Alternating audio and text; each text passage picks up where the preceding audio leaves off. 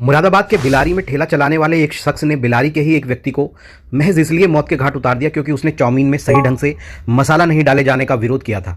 इसके बाद बातों बातों में दोनों में कहासुनी हो जाती है और बात गाली गलौच और मारपीट तक पहुंच जाती है। उस दिन तो लोगों के बीच बचाव के कारण मामला शांत हो जाता है, लेकिन घटना के 2 दिन बाद भी यानी 14 जनवरी को राजू नाम के इस चाउमीन बेचने वाले का गुस्सा शांत नहीं होता और ये अपने 2 अन्य साथियों के साथ मिलकर बिलारी के सहसपुर किले के सामने एक गेहूं के खेत पर उसे बुलवाता है और फिर से इनके बीच ठेले पर चाउमीन को लेकर हुई कहासुनी के बारे में बहस छिड़ जाती है। और इस बार ये कहासुनी एक बड़ी आपराधिक घटना का रूप ले लेती है। राजू कश्यप नाम का ये व्यक्ति अपने 2 अन्य साथी, जिनके नाम रिंकू कश्यप और पंकज कश्यप हैं, के साथ मिलकर राजू सक्सेना की उसी के गमछे से गला घोंटकर हत्या कर देते हैं।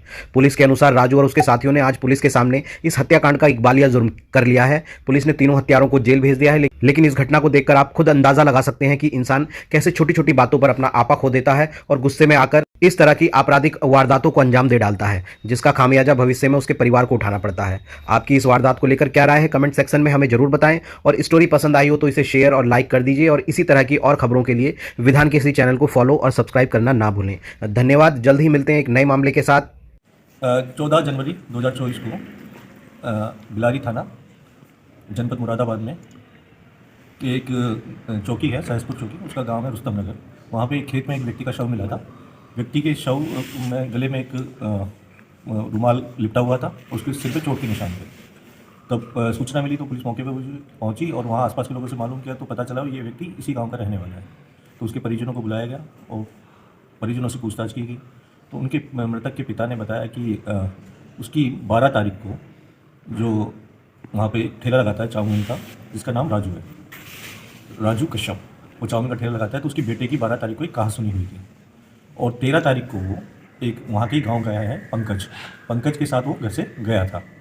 तो हमने जब ये जो नाम सामने आए, एक तो राजू कश्यप के और एक पंकज का, तो हमने इनको लेकर पूछताछ की।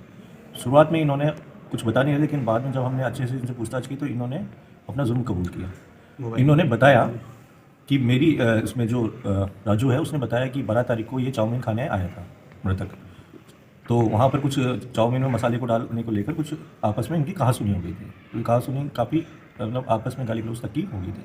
तो ये वहाँ से चला गया था उस वक्त जो मृतक है, लेकिन इस बात को लेकर इसने रंजिश पाल ली थी। राजू कश्यप ने रंजिश पाल ली तो इसने एक योजना बनाई अपने मित्र रिंकू और पंकज के साथ, प्लानिंग की और रात को इन्होंने शराब पी। शराब में इन्होंने योजना बनाई। अगले दिन भी इन्होंने 13 तारीख को शराब पी, जिसमें इन्होंने पंकज को भेजा कि तुम उसे बुला कर लेके आओ। रिंकू और राजू साथ में थे और इन्होंने पंकज को उसको बुलाने के लिए भेजा। तो पंकज गया और मृतक को बुला के लेके आया। बुला कर लेके आया तो ये बातचीत करते हुए उसे खेत में ले गए और वहाँ तीनों ने इसको पकड़ लिया, जिसमें पंकज ने इसके हाथ पकड़े, रिंकू ने इसके पैर पकड़े और इसको लेटा दिया नीचे। लेटा कर इसके ऊपर बैठकर राजू ने उसके गले में फंदा लगा दिया, जो उसने अपना रुमाल लपेटा हुआ था उसी का उसका फंदा, और उसका फंदा लगा के उसका गला दबा दिया।